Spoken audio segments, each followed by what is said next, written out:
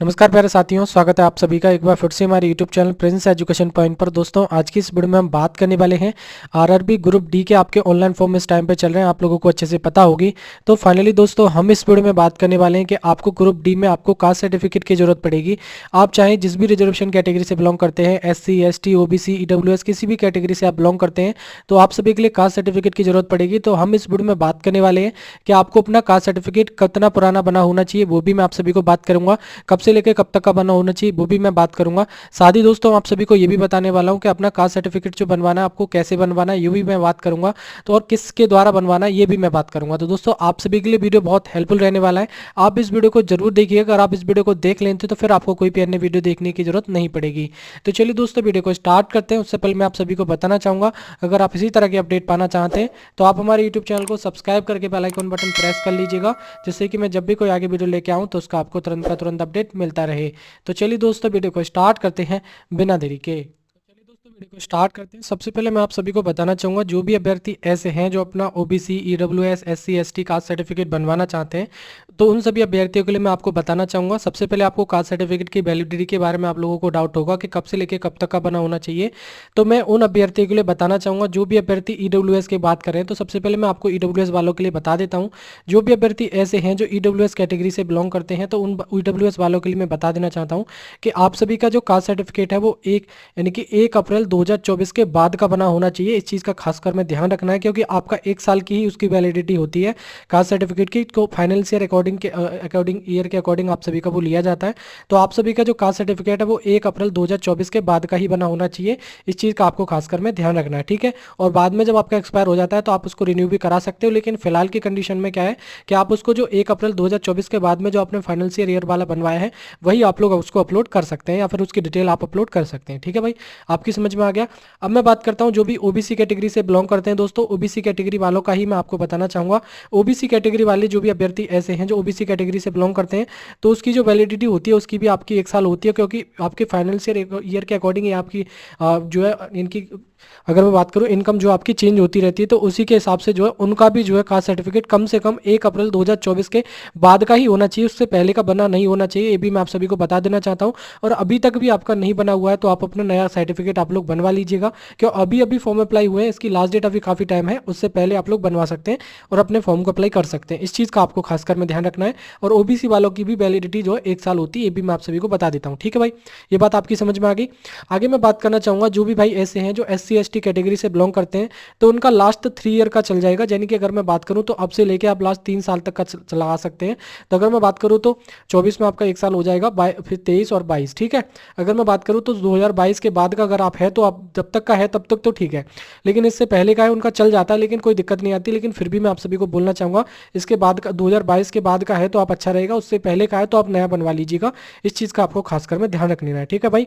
आपकी समझ में आ गया आपके लिए तरीके से कि कब से लेके कब तक का बना होना चाहिए। साथ ही दोस्तों, मैं आप सभी को बताना चाहूँगा, इसकी जो वैलिडिटी है वो आप लोगों को कब तक होनी चाहिए, उससे कोई दिक्कत नहीं है। लेकिन आप लोगों को क्या है कि यहाँ पे आप लोग देख सकते हैं कि इससे का पहले बना होना चाहिए। ये जो लास्ट डेट आपको दे रखी है 22 फरवरी 2025, इससे पहले का बना होना चाहिए। इस चीज़ का आपको खासकर में ध्यान रखना है। यानी कि 1 अप्रैल से लेके और 1 अप्रैल 2024 से लेके और आपका जो कास्ट सर्टिफिकेट है वो 22 फरवरी 2025 से लेके पहले के बीच में आपका कभी भी बना हुआ है तो चल जाएगा, ठीक है। लेकिन ऐसा नहीं होना चाहिए कि अब मान लो आपकी लास्ट डेट हो गई 22 फरवरी को, ठीक है, और आपने 25 फरवरी को बनवाया है या 23 फरवरी को बनवाया है, तो वो वैलिड नहीं होगा। ये भी मैं आप सभी को पहले बता देता हूँ, ठीक है। यानी कि कास्ट सर्टिफिकेट आप जो लास्ट डेट है उससे पहले पहले आप कभी भी बनवा सकते हैं।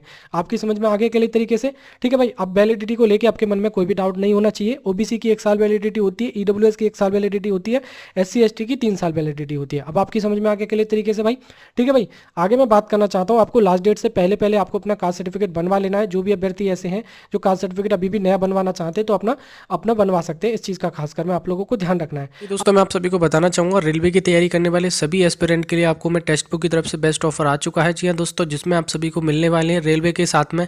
आप मान लो रेलवे के किसी एग्जामिनेशन की तैयारी कर रहे हैं, तो चाहे आपके LP टेक्नीशियन ग्रुप डी, या फिर आप NTPC, या फिर आप मान लो RPF कांस्टेबल SI, या फिर आप SSC CGL CHSL MTS या बैंकिंग किसी भी एग्जामिनेशन की आप लोग तैयारी कर रहे हैं, तो दोस्तों आप सभी के लिए टेक्स्ट बुक की तरफ से यहाँ पे बेस्ट ऑफर आ चुका है। जिसमें अगर मैं बोलना चाहूँ तो यहाँ पे मात्र 615 रुपये में आप लोगों को जो है सारी चीज़ें यहाँ पे आपको मिल जाती हैं। जैसे कि अगर मैं बोलना चाहूँ तो केवल और केवल आपको देखिए ये नहीं कि एक चीज़ मिलेगी, सारी चीज़ें आपको यहाँ पे मिलेंगी, प्रीवियस ईयर पेपर मिलेंगे, मॉक टेस्ट मिलेंगे, नए नए एग्जाम से रिलेटेड सब्जेक्ट वाइज क्वेश्चन मिल जाएंगे आप सभी के लिए, ठीक है, क्विज मिल जाती हैं। और यहाँ पे आपको काफ़ी चीज़ें मिलेंगी, सेक्शन वाइज भी टेस्ट मिल जाएंगी। मतलब क्या है कि यहाँ पे A to Z यहाँ पे आप सभी के लिए यहाँ पे स्टडी मटेरियल मिलने वाला है। तो दोस्तों आप सभी के लिए मैं बोलना चाहूँगा कि आप इस पास प्रो को जरूर परचेज कीजिएगा।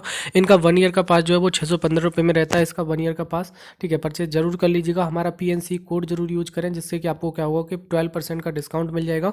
इसको पास प्रो परचेज करने का लिंक मैंने आपको वीडियो के डिस्क्रिप्शन बॉक्स में प्रोवाइड करा दिया है, वहाँ से जाके आप इसको परचेज कर सकते हो। अब मैं बात करता हूँ, कुछ अभ्यर्थी ऐसे हैं जो जानना चाहते हैं कि मेरा स्टेट गवर्नमेंट का बनेगा या सेंट्रल गवर्नमेंट का बनेगा। देखिए भाई, आपको मैं बताना चाहूँगा, जो भी अभ्यर्थी ऐसे हैं जो EWS कैटेगरी से हैं, तो वो आपका स्टेट और सेंट्रल दोनों का आपका एक ही जगह से आपका बनवाएगा। मैं बताऊंगा कहाँ से बनवाना है आपको और कैसे बनवाना है, आपका वही चल जाएगा, ठीक है। EWS और SC ST EWS वालों के लिए खासकर में, ठीक है। अगर मैं बात करूँ OBC वालों के लिए, तो OBC का आपको देखिए ऑनलाइन बनवाना चाहते हैं तो ऑनलाइन भी बनवा सकते हैं, नहीं तो आपको ये जो फॉर्मेट दिख रहा है आप इस फॉर्मेट में अपने वहाँ से बनवा सकते हैं। कहाँ से बनवाएंगे वो भी मैं आपको बताऊंगा, ठीक है। OBC वाले ऑनलाइन और ऑफलाइन दोनों बन जाता है, ये भी मैं आप सभी को बताना चाहूँगा OBC वालों के लिए, ठीक है भाई। अगर ऑनलाइन वाला चलाना चाहते हैं तो ऑनलाइन वाला भी चल जाएगा और ऑफलाइन वाला भी चल जाएगा, दोनों चल जाएंगे।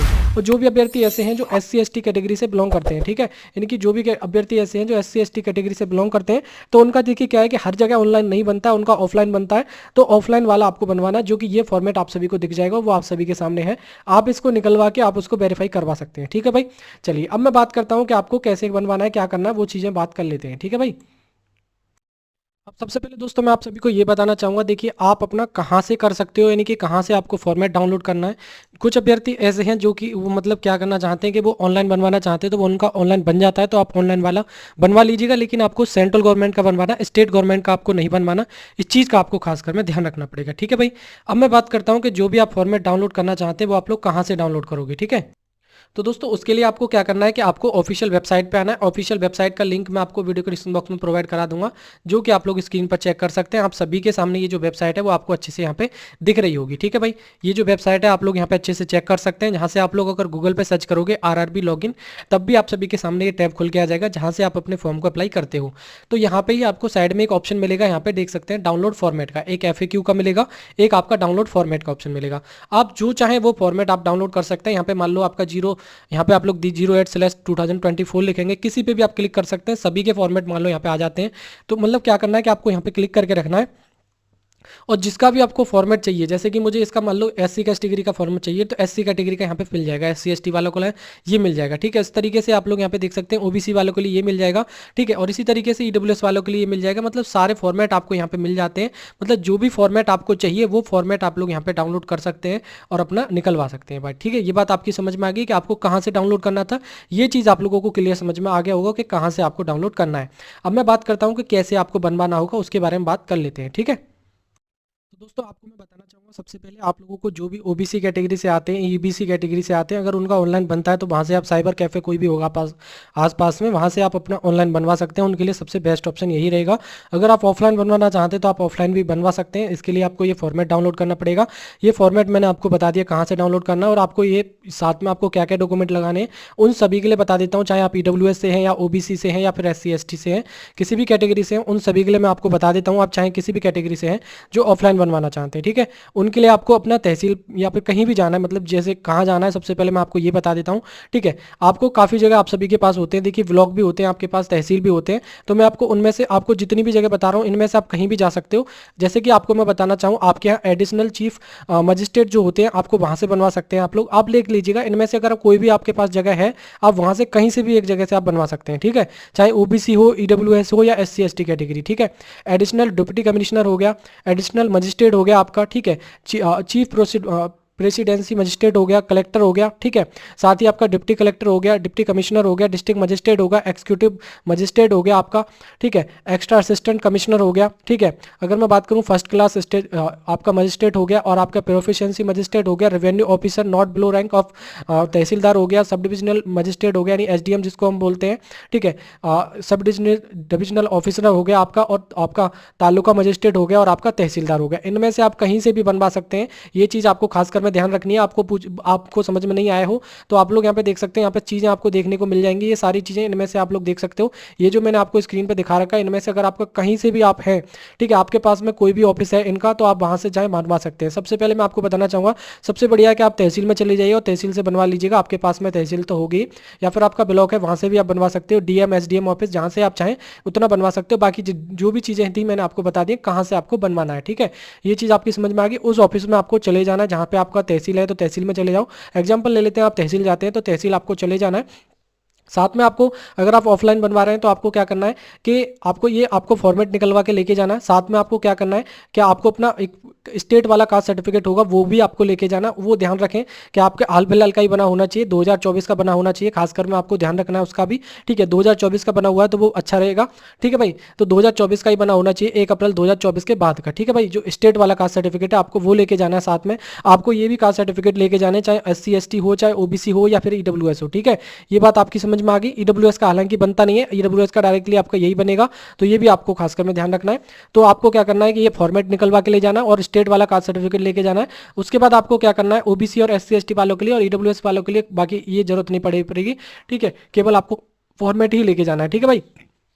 साथ ही दोस्तों मैं आपको बताना चाहूँगा, आपको अपना आधार कार्ड लेके जाना है, कम से कम 2 पासपोर्ट साइज फोटोग्राफ लेके जानी है। एक एप्लीकेशन लिखवानी है आपको, कहीं से भी आप खुद से लिख सकते हैं या फिर अपना वहाँ पे आपको मिल जाएंगे जो भी टाइपिस्ट होते हैं, वहाँ से आप लिखवा सकते हैं एक एप्लीकेशन। और वो जाने के बाद क्या है कि आपको तहसील में जो भी आपके तहसीलदार वगैरह होते हैं या फिर आपके जो भी क्लर्क होते हैं वहाँ पर आपको चले जाना और वहाँ से आपको जो है अपना क्लियर कर लेना है, ठीक है। मैं आपको ये तहसील का तरीका बता रहा हूँ। इसी तरीके से जो भी मैंने जितने भी ऑफिस बताएं उतना आप लोग बनवा लेंगे। और ये जो है मान लो आप SC ST से हैं तो आपको अपना नाम डालना है, पिताजी का नाम डालना है, उसके बाद विलेज सिटी जो भी है अपना एड्रेस वगैरह डिटेल डालोगे। उसके बाद क्या करेंगे कि वो सेम इसी डिटेल को डालना है, प्लेस वो खुद डाल देंगे, ठीक है। उसके बाद डेट वो डाल देंगे, उसके बाद सिग्नेचर कर देंगे। जो भी ऑफिसर आपका होगा वहाँ पे अपना सिग्नेचर करेगा और मोहर लगा देगा। इसी तरीके से मान लो आप OBC वाले हैं तो OBC वाले भी पर्सनल डिटेल डालेंगे इस तरीके से। उसके बाद जो भी कैंडिडेट मतलब वहाँ पे आपका ऑफिसर होगा वो ऑफिसर अपना साइन और मोहर लगा देगा यहाँ पे। उसके बाद वो डेट डाल के आपको दे देगा। तो इस तरीके से आपका ऑफलाइन वालों का भी बन जाएगा। सेम इसी तरीके से आपको EWS वाले भी सेम इसी तरीके से आपको बनवाना होगा। खासकर में जो भी क्राइटेरिया आपको दिए गए हैं, जैसे कि EWS के लिए 5 एकर्स एग्रीकल्चर के कुछ इस तरीके से यहाँ पे जो भी चीज़ें दे रखी हैं, इससे ज़्यादा नहीं होना चाहिए। इस चीज़ का खासकर में आपको ध्यान रखना है। तो कुछ इस तरीके से आपको अपना कास्ट सर्टिफिकेट को बनवा लेना है और बनवाने के बाद आप चाहें तो उसको अपने फ्यूचर यूज के लिए, फ्यूचर रेफरेंस के लिए उसको रख सकते हो, ठीक है भाई। आपकी समझ में आ गया। तो इस तरीके से अपना कास्ट सर्टिफिकेट बनवाना था।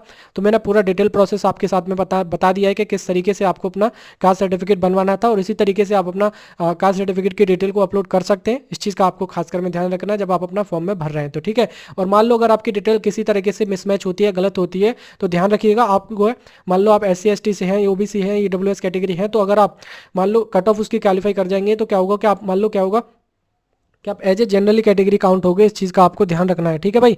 आपको ध्यान रखना है अगर मान लो किसी भी तरह की दिक्कत होगी तो आप फिर जनरल में चले जाओगे, आप SC ST OBC EWS में नहीं रहोगे। ये भी आपको खासकर में ध्यान रखना पड़ेगा, ठीक है भाई। और आपकी जो फीस वगैरह होती है वो भी आपको जनरल के अकॉर्डिंग ही आपकी फिर जानी पड़ेगी, चली जाएगी। वो भी आपको खासकर में ध्यान रखना है। तो इन सब चीज़ों का बेनिफिट लेना चाहते हैं तो इन सभी कास्ट सर्टिफिकेट को अभी से रेडी करा लीजिएगा। बाकी मैंने सारी चीज़ें आपके साथ में शेयर कर दी। अब आपको समझ में आ गया होगा। किसी भी तरह का डाउट आपके मन में बनता है तो वो आप कमेंट बॉक्स में पूछ सकते हैं।